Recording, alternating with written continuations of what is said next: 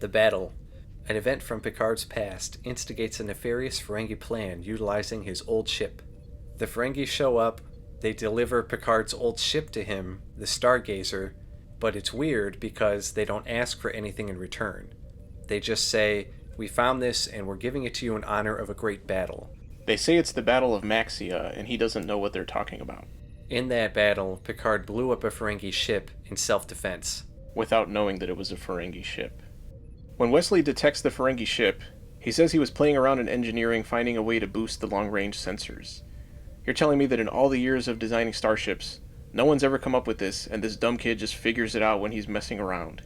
In the last Outpost, the Ferengi were shown as attempting to be threatening, but already a couple of episodes later, all three of these guys are goofy as hell, acting like clowns. Everyone, including the writers and producers, have accepted the fact that the Ferengi are nothing but comic relief.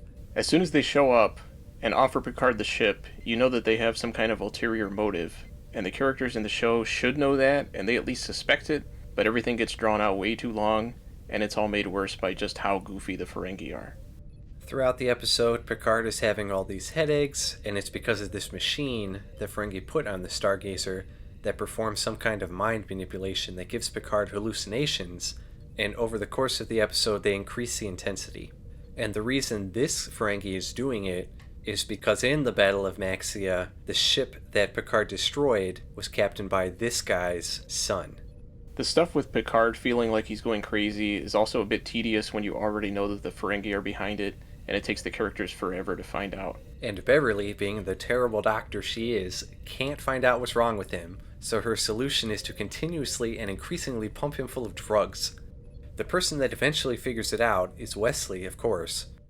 I don't know much about brain scans, but I glanced at these when you were studying them, and I noticed that these patterns are the same as those picked up from the low-intensity transmissions from the Ferengi ship. Glanced. I glanced at a panel. And for some reason, he's revealing this information to Beverly and Troy. And immediately the two of them look at each other and say, "We should probably talk to the captain about this. Why wouldn't Wesley go to Picard in the first place? Why is he telling Beverly and Troy?" The two people who are least in a position to do something about it. And Wesley is so freaking proud of himself, makes me want to punch him in the face. He needs a tour of the brig, if you ask me. Wesley's sweater in this episode is the iconic gray one with the rainbow stripes at the top. It makes me think of Peter Parker's shirt in the 90s Spider-Man cartoon. Eventually, the Ferengi manipulate Picard to show up on the Stargazer by himself, and they make him believe he's back at the Battle of Maxia with his old crew. But what he's viewing as the hostile Ferengi ship is actually the Enterprise, and he's preparing to attack. The device the Ferengi are using is actually illegal in their culture, so after his first officer finds out, he's relieved of duty.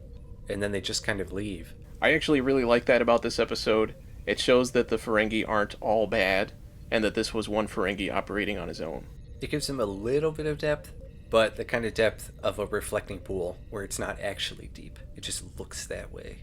Even though the Ferengi have no common sense and are very one-dimensional, mechanically they are brilliant. They set the Stargazer computer to go through the motions of the Battle of Maxia to better fuel Picard's hallucinations. And that made me question why they need such a huge crew on these ships when the computer just kind of takes over and does everything fine by itself. When Riker gets through to Picard, he tells him he needs to destroy the Mind Sphere. And when Picard does, it's this great slow motion explosion.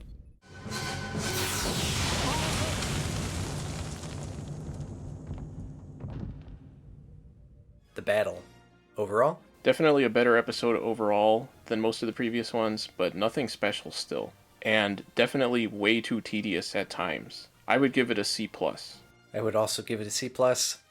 The show is moving in the right direction, albeit very slowly. I'm disappointed that the Ferengi have been officially relegated as dumb comic relief, but I feel the producers could still turn it around if they really wanted to. I would also hope that the next time an episode runs one plot solo the whole way through, the writing has a stronger foundation.